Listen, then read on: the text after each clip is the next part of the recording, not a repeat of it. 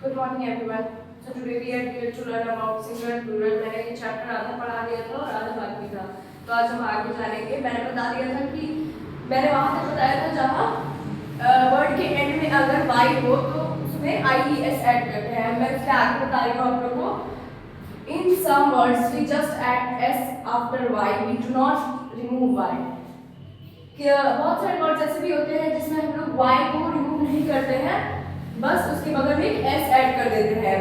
अब मैं बताती हूँ क्यों s ऐड करते हैं। पहले आप लोग यहाँ पे सिंगुलर प्लूरल का एग्जांपल देख लो। जैसे यहाँ पे बॉय और यहाँ y के बाद s, ना कि IES ऐड नहीं होगा। y है एंड में, फिर भी IES एंड में नहीं होगा बिकॉज ऑफ वॉवेल्स।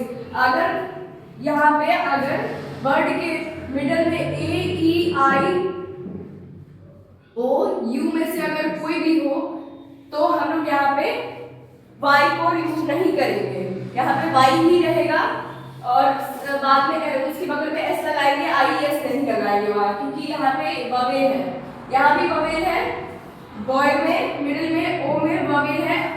जो वर्ड है लास्ट में y, उसके पहले जो वर्ड होता है वो अगर ववेल होता है तो होता है ऐसा, ठीक है। तो यहाँ मिडिल में o है, ये ववेल है, इसलिए हम लोग यहाँ पे s लगाएंगे ना कि IES। यहाँ भी की है, की के बगल में यहाँ मिडिल में भी ई है, y के पहले ववेल है, तो यहाँ पे भी हम लोग s यूज करेंगे ना कि IES। अब मैं आपको आगे बताती हूँ।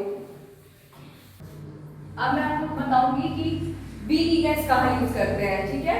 When a naming word ends in F or FE, change F और FE into BES। तो जहाँ पे भी अगर एंड में F और FE होता है सिंगुलर में, वहाँ पे हम प्लूरल में चेंज करके उसमें BES ऐड कर देते हैं, ठीक है। जैसे कि मैं आपको बता रही हूँ, यहाँ पे सिंगुलर नाउन है, ठीक है।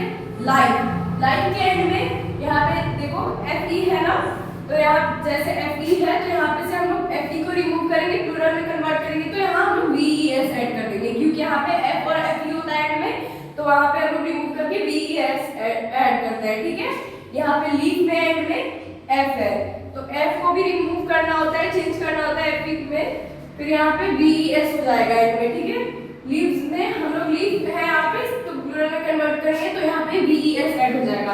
वैसे ही यहाँ पे भी वाइफ है, तो वाइफ में FE है एंड में, फिर इसको भी कन्वर्ट करेंगे तो यहाँ BES हो जाएगा एंड में, ठीक है। तो जहाँ भी F और FE हो सिंगुलर और प्लूरल में वहाँ अगर प्लूरल में कन्वर्ट कर रहे हो तो BES ऐड होता है, ठीक है। मैं आपको आगे बताती हूँ।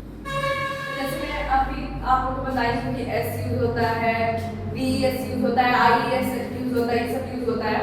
तो कितना सारा ऐसा वर्ड होता है जिसका मतलब प्लूरल फॉर्म में जाते वो एकदम पूरा चेंज हो जाता है, ठीक है, पूरा डिफरेंट हो जाता है। जैसे यहाँ सिंगुलर नाउन देखिए आप लोग, चाइल्ड है ना, तो यहाँ प्लूरल में कन्वर्ट होती है चिल्ड्रेन हो गया, ठीक है। यहाँ सिंगुलर नाउन पर्सन है, यहाँ प्लूरल में कन्वर्ट होती है पीपल हो गया। सिंगुलर में मैन है और प्लूरल में कन्वर्ट होते हैं मैन हो गया।